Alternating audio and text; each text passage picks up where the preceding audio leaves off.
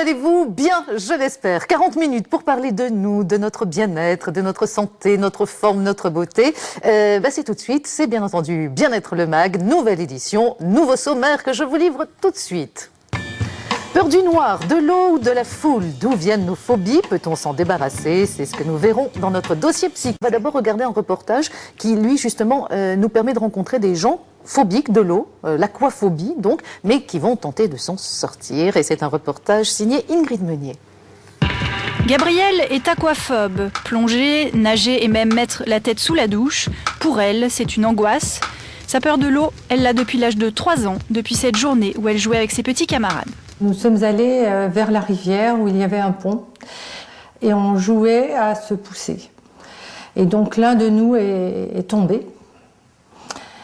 Et heureusement, poussé par le courant, il y avait des lavandières encore au lavoir qui l'ont rattrapé. Et sinon, il se serait noyé. J'ai fait pendant longtemps des cauchemars de quelque chose où je tombais dans le vide, quoi. Suite à ce traumatisme, Gabrielle ne peut plus s'approcher de l'eau sans crainte. Aujourd'hui, à 65 ans, elle a décidé de se prendre en main. Allez, c'est parti. Elle va participer avec 35 autres phobiques à l'atelier Le Pied dans l'eau, un stage de 2 jours animé par 7 moniteurs spécialistes de l'aquaphobie.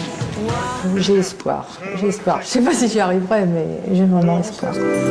Pleine d'espoir mais aussi d'angoisse, Gabrielle se met à l'eau. Après avoir écouté attentivement les conseils des professeurs, elle va tenter ce qui lui a toujours été impossible, mettre la tête dans l'eau.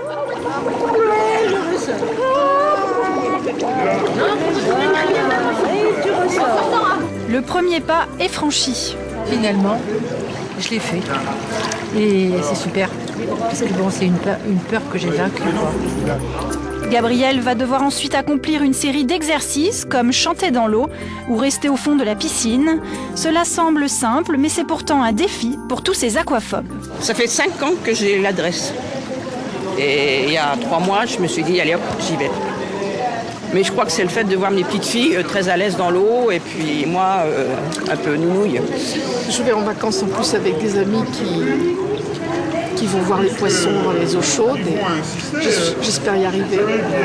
Il y a la peur de mourir dans l'eau, réellement. Ce qui les angoisse, c'est de tomber dans le fond et mourir asphyxié. Et ce qui les angoisse aussi, c'est toute leur fantasmatique. Notamment, moi je flotte pas, moi je peux pas, si je mets mon visage dans l'eau, l'eau va me rentrer par le nez, la bouche et m'étouffer. Moins de 3 heures après le début de l'atelier, les aquaphobes réalisent que leur corps flotte. La magie de l'atelier opère et tous les participants réussissent à glisser, flotter et tournoyer dans l'eau.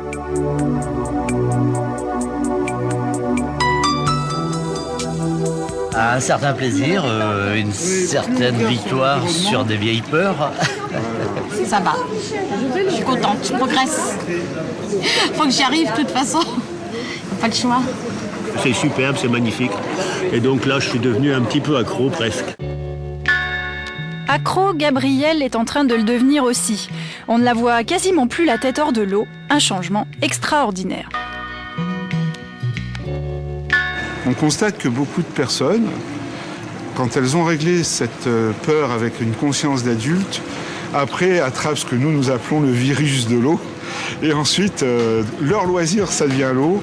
Et nous recevons des cartes postales de tous les coins de la planète, et notamment des plus beaux spots de plongée, de personnes qui nous disent « voilà, j'ai plongé là, et je vous envoie cette carte postale parce que j'ai envie de partager ça avec vous. » C'est vraiment... mais c'est génial, quoi.